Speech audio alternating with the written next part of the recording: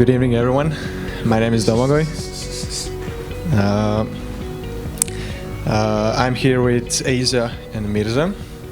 So, before I tell my topic, I want you to look at this picture.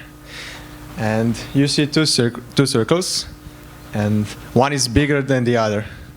So, I want you to tell me which one is bigger. So, if you think the blue one is bigger, I want you to raise your hands. Okay. If you think the red one is bigger, I want you to raise your hand. Okay. Actually, both of them are the same size. So, what do we learn? If I could make you believe that this is the same size, I could tell you that you could be manipulated into thinking that, you thought that it is the same size when you first saw it, and you were manipulated to think it's not. Okay. So that brings me to my topic, information war.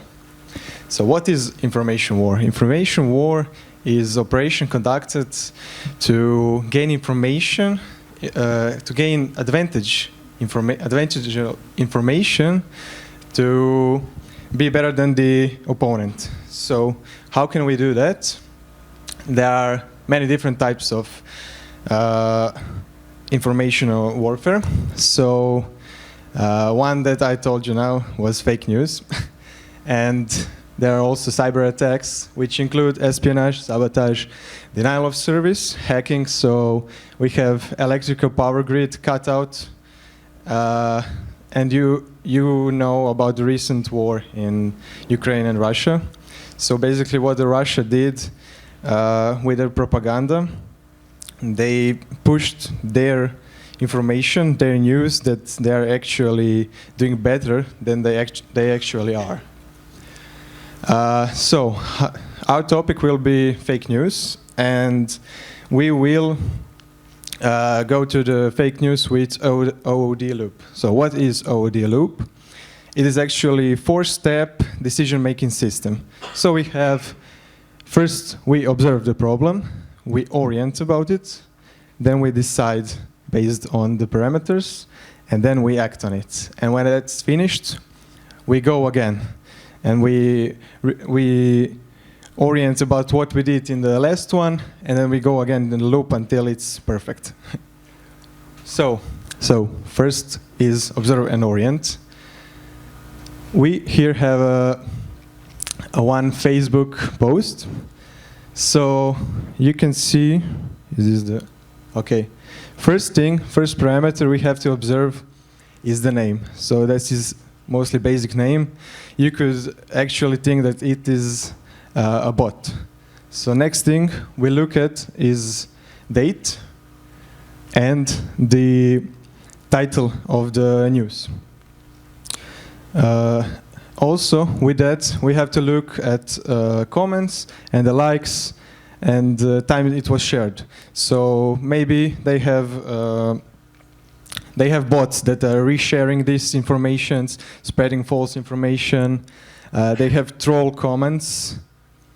So when we observe everything we here have, we go to the next step, which is orient. We look at some parameters.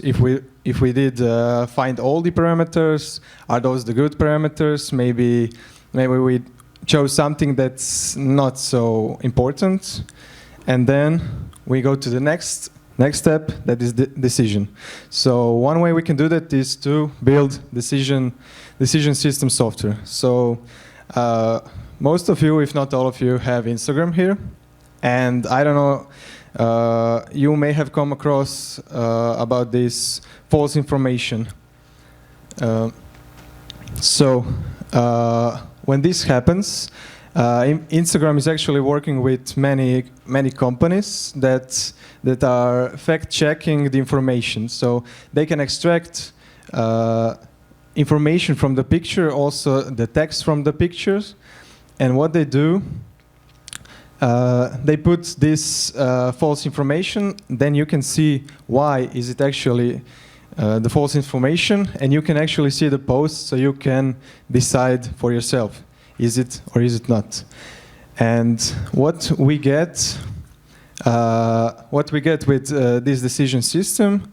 Then we go next to the act, and we can actually get binary. So there is one. So there is one example. So either it can be fake or not fake.